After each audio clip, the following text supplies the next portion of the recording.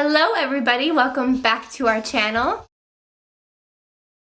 A little disclaimer before we start my story time. My toddler is watching a movie in the background, so you might hear her play with the odd toy or scream or her movie. I would also like to say before I begin this story time that this is just my experience and my opinion. Everybody's story with recovery after giving birth is super different, just as well as everybody's pregnancy story, journey, birth story is different. Every single person is different. Not one person has the exact same story or exact same thing happen to them, or the exact same opinion on the matter. This is just mine that I am choosing to share with you. If you guys have not seen the previous story times, I did my finding out I was pregnant and my pregnancy journey, and then I also did my birth story with my 50-hour labor and all the details to that. So make sure you guys go and check out both of those story times before you check into this one. I will link them both down below as well. Now let's get on with the video. So obviously, I want to touch base on recovery first because the last video we left off with me giving birth. So the next thing is recovery. I wanted to do this story time because I feel like everybody does story times with their pregnancy journey or finding out they were pregnant and then their birth story. But you don't see a lot of story times talking about recovery and postpartum, which is something that was really important to me to touch base on because I feel like those topics aren't talked about enough. I wanted to make everybody more aware or just put my story out there in hopes that it helps somebody who's either pregnant or somebody who can relate to it. So after I gave birth, I don't actually know how many stitches I got. I didn't ask. I know there's 4 degrees to tears after you give birth. I don't know which one I was. With how long it took me to fully recover, I'm gonna say I was either a 2nd degree tear. I don't think I was a 3rd, so I'm just gonna go with a 2nd degree tear. Again, I didn't actually ask my doctor and she didn't actually tell me, but that is just what I'm going to go with. Because I had the epidural, I obviously couldn't feel anything happening. I remember her stitching me up and she gave me numbing, so again, still couldn't feel anything. The first time I got up, I actually needed a wheelchair just to go to the bathroom, and I needed both of the nurses to help me, which was actually it was kind of embarrassing, I'm not going to lie. Something as basic as going to the bathroom, be able to do it by yourself without any help and, you know, without any complications. So going to the bathroom should be fairly easy, an easy task. But after you give birth, it's not. The only thing that people tell you for after birth is like based on your baby, so like milestones, what you should or should not do, and then of course breastfeeding. Everybody gives you tips and tricks or talks about their experience while breastfeeding, but literally nobody warns you or tells you about what it's like to recover down there after giving vaginal birth. I'm gonna sugarcoat this because I want to be as real with you as I can, especially if you're expecting. I don't mean to scare you with this video, but I just wish that someone had a video like this for me when I was expecting, because I would have liked to know a little bit of what I was getting myself into. When you go to the bathroom after giving birth, needless to say, it sucks. They give you a bottle. Actually, I still have the bottle. So after you give birth, they send you home with this nifty little bottle. Well, actually, they don't send you home with it. They just give it to you to use while you're in the hospital, but most women take it home, like me. If you get this in the hospital after you give birth, take it home with you. Don't keep it at the hospital. I'm telling you, it will help you. This is your friend. I'm trying to give you the details without making it TMI, because obviously this is a family channel. I want even this story time to be PG or even G rated, so it's very hard to go into depth and explain how certain things were when I'm trying to, I don't want to sugarcoat it, but I'm trying to limit some stuff. This might be a little bit TMI. If it is, feel free to click off if you're my family or my friend and you don't want to hear about this portion of my life or my story. You don't have to watch this. I won't be mad. Whether you get stitches or you don't get stitches, it sucks. It burns like a goddamn ring of fire. It wasn't bad the first time because I still had my epidural. I couldn't feel the pain. So when I woke up the next morning after giving birth, obviously I could feel everything. I could walk again. I didn't need the wheelchair. Going to the bathroom, I was prepared for the worst. I went to the bathroom and it was just a pee. I had my bottle. I don't even know how to explain it. It's like someone sticking a branding iron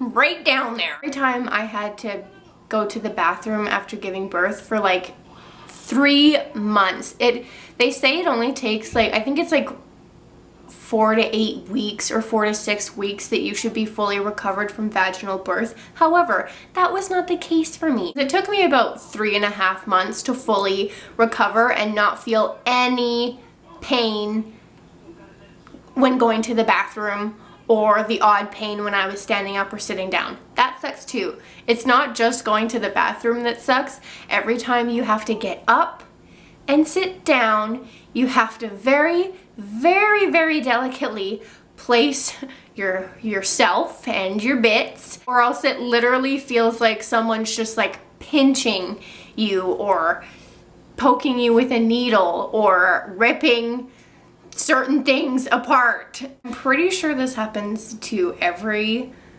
woman who gives birth. If it hasn't happened to you, I'm jealous because this part sucked even more than going pee. You know, you go number 1, but number 2 was the rough go. Most of the time after you give birth, because you're pushing so hard when you're giving birth, women tend to get these little things on their bum called hemorrhoids.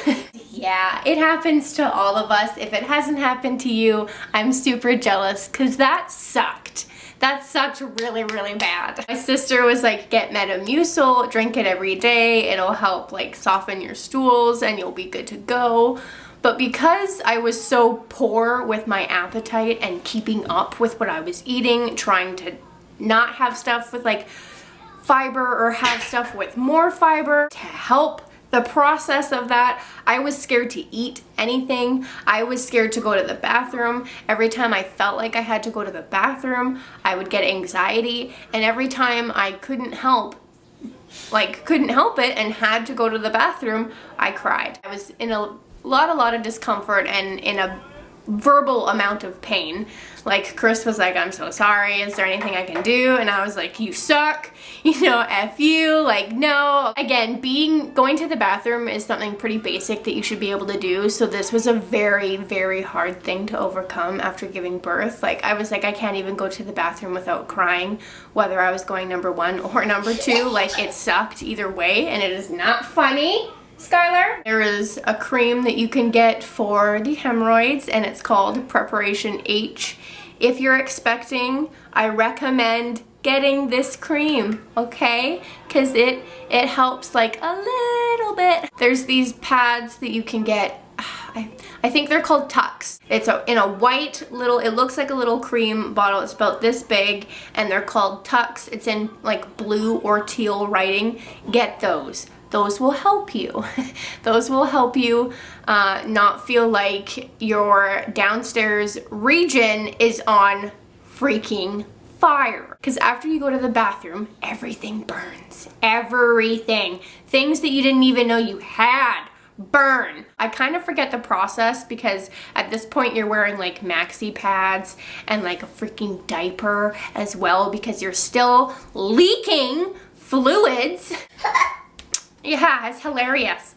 You have like your maxi pads, your diaper, and then the Tucks literally tucked in there, and then your cream. It's very defeating, and this is where it kind of plays with your mental health a little bit. If you had never had a history of having mental health, depression, anxiety, bipolar, anything, and then you got pregnant and you got postpartum, I feel like it would be a lot harder to deal with because you have no idea what's happening, why you're feeling this way, and it would feel even more like destroying. If you do have a history of depression and anxiety, whatever it may be, you kind of know why you're feeling this way, and it just feels like 10 times worse, and you're like really, really deep down in this rabbit hole, and it still sucks, and it's still really, really hard to deal with. I guess I can't speak for everybody else, but in my experience, I expected it,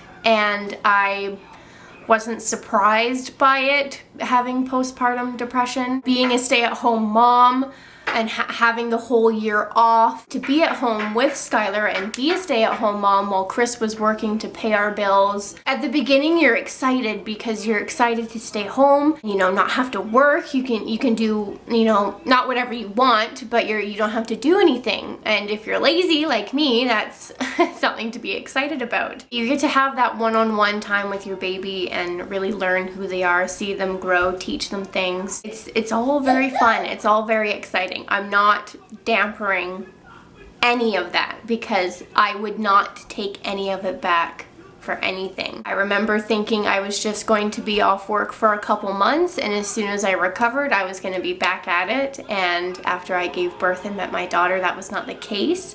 So if you're expecting right now and you are expecting to go back to work right away, do not beat yourself up if you decide that you want to take the whole year off. You are entitled to taking 1 whole year of maternity leave. No matter what anybody says, you get paid by the government to take 1 year off on mat leave. So my advice to you would be to take the whole year, because what made me really change my mind was learning and being told that I was never going to get that time back. And it's true, you're not. You're never going to get that first year back. And whether you miss some things or you don't miss some things, you're never going to get that time back. So just be present for it as much as you can. I would have a lot of mom guilt for not being present for a lot of milestones because I wouldn't have been. But it worked in my favor, so I took the whole year off. I'm going to touch base a little bit more on, you know, work life and being a mom mix. That's going to be a separate story time. But it's not all peaches and cream. Everybody's just like, oh yeah, like you recover and it lasts this amount of time and that's it. Nobody tells you what it should feel like, what it shouldn't feel like. And even if you've had more than one baby, I feel like every single time it's going to be different. It's never going to be the exact same no matter how many kids you've had. And again, I've only had one. But you think about, like, obviously I know, like, yes, I want to have another kid eventually. I'm prepared to be pregnant and give birth whether I have an epidural or not, but it's the recovery that makes you like put things to a halt and maybe not right now, because you don't want to, like, I can go through birth and I can go through being pregnant. I do not want to go through recovery again. No woman who's ever given birth wants to willingly go through recovery again. I kind of know what to expect now, so that's kind of scary because before you didn't know. So if you didn't think about it, you were fine. And again, if you're expecting and you don't have any kids, I don't want to scare you. I want to help prepare you. Make sure you get tucks. Make sure you get preparation H. Make sure you get Metamucil and actually drink it every day. And make sure you're like Googling or asking your doctor what foods are best to eat to soften your stools and what foods are best to stay away from. You do not want to have hard stools while going through this process. My stools were not soft, let's just put it that way, at all. So, it felt like cutting glass.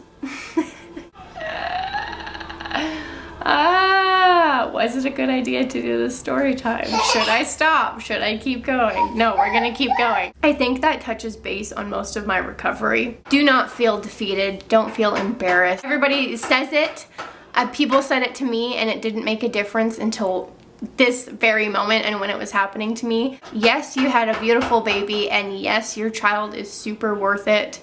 No, that little tidbit of information does not necessarily help you at the time, but after you're done being in a whole bunch of pain and you come out of the bathroom and you see their little face, or you're breastfeeding them, or whatever the case may be, they do just kind of make everything go away. They're like a magical little button that you can press and all your worries and all your anger or all your frustration or sadness just kind of dissipates. Even now to this day, like when I get super frustrated with her or I'm frustrated in general and I'm like, you know, oh my god, my head's going to explode. I just have to like, it just takes her like looking at me and smiling at me or laughing, and all of it's gone. Postpartum is not easy. Postpartum for me really sucked, and when I did find out I was pregnant, because I found out so late along, everything kind of made sense, because I was having like a mental breakdown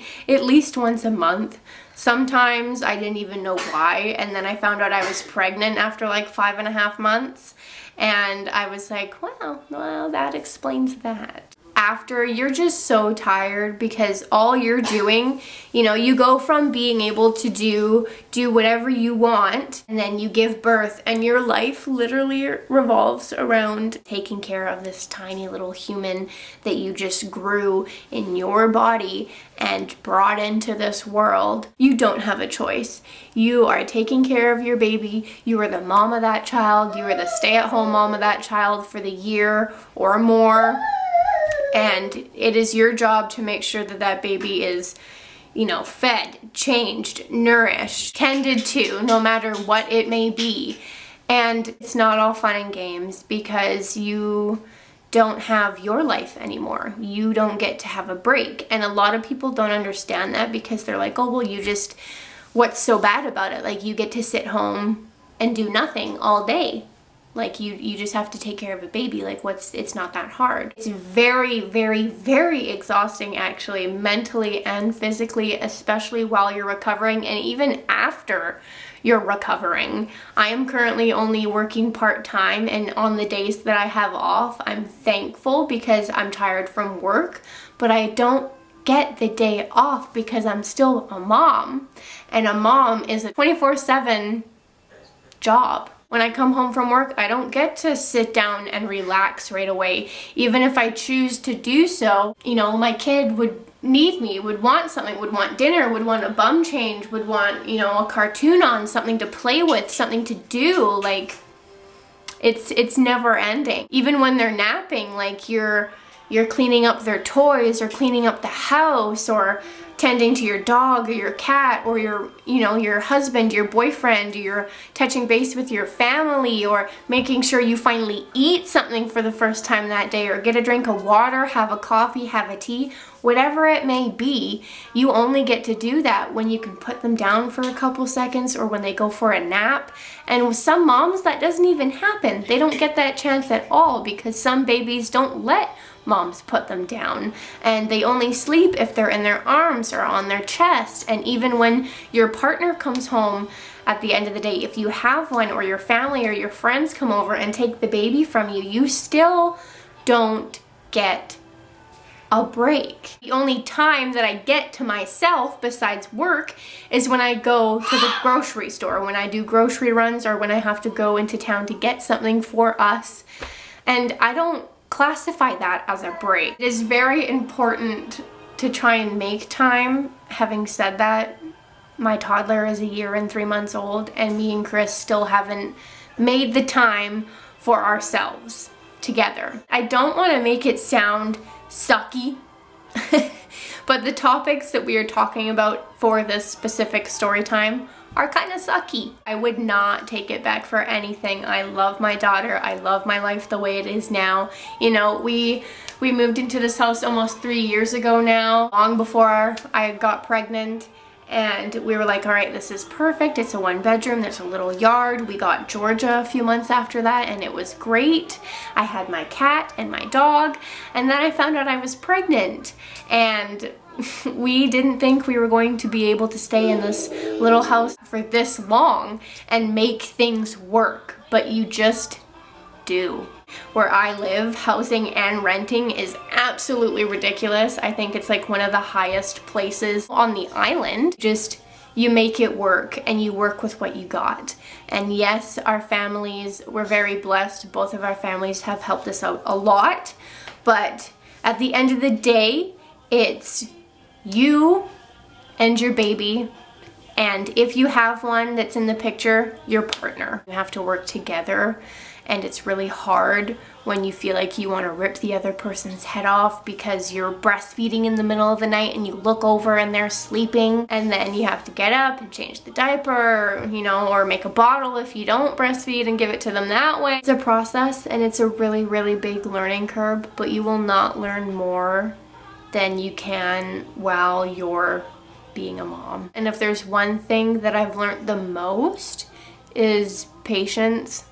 I didn't have a whole lot of patience before Skylar came into this world. I can't get mad at a 2-day-old baby or a month-old baby or a year-old baby for something that she doesn't understand. You know, like if she's crying or being fussy, that's not her fault. I cannot get mad at her for being like that. They can't talk and necessarily tell you what they want right away, and you just have to figure it out. You have to have your checklist and check everything off until they stop crying or stop fussing. And even sometimes when you've checked everything off of your list, they are still not happy. And that is not your fault. I cannot stress that enough. If your baby is not happy, or you have a fussy baby or a baby that doesn't want to sleep, mama, that is not your fault. Moms and dads, that is not your fault.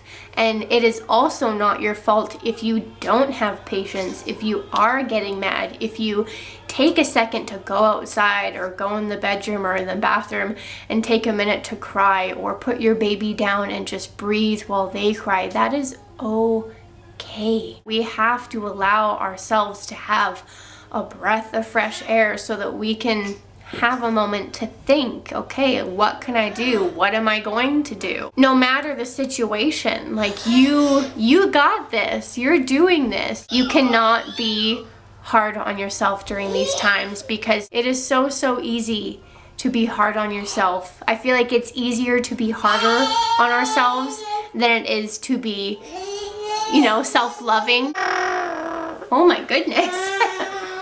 Plead your case, girl. Plead your case. Yeah, it's not gonna help anybody if mom's mad all the time, or dad, or you. I don't want to say you have to do what's right, because I don't know what's right and what's wrong even to this day. You just do what you do, and if it works, it works, and if it doesn't, then you try something new. It's basically a big game of trial and error. She still whines sometimes, and I still go through my checklist and I don't understand what's up. You know, I just don't know sometimes.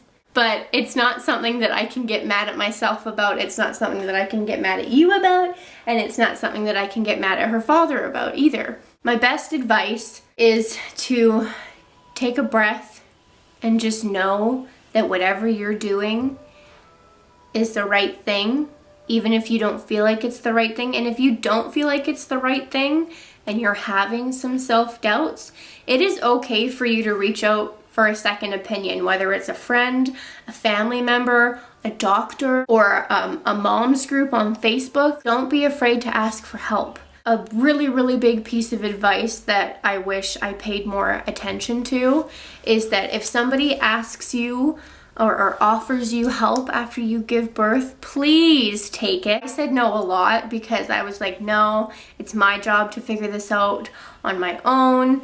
And, you know, Chris would be like, yeah, but I can help you. And I'd be like, no, you know, you're not here to help me all the time, so I just need to figure it out by myself. And that was not a good mindset. I eventually was going to figure it out, whether I had help or not. Don't feel defeated. Don't judge yourself. Don't hate yourself. Don't beat up yourself. Be happy with yourself. Yes, you just brought this whole thing into the world, but you are the one that's going through all of this stuff. You are the one that has to figure it out. You are the one that has to be the mom and tend to this baby. So make sure you are taking a moment, even a moment for yourself, whether it's the bathroom, lock the door. Yes, they might cry. Let them cry for a moment, just a moment, so that you can breathe. I love you, if that counts for something. If you're watching this and you're alone, comment down below, subscribe, follow me, DM me. I will always be here to listen, to share with you my experience, give you my opinion, or just listen and say nothing. I will not judge you. I will never judge you for the choices you make, whether you're a single mom, a stay-at-home mom, a working mom, a you have a bottle-fed baby or a breastfed baby.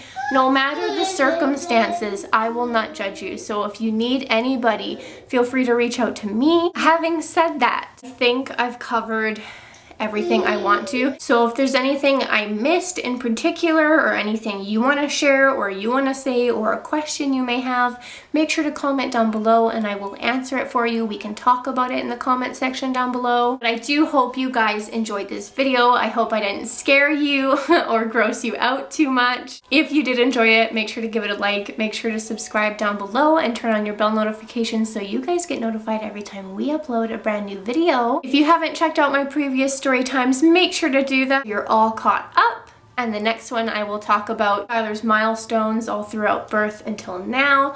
I've written most of her milestones down because I have a book for her, so we can go through that book together and just talk about all the milestones she hit and what age she hit them at. And then I also wanted to make a separate story time just talking about work life as a mom and my experience with that, so make sure you subscribe so you don't miss those. I will see you guys in the next video. Bye!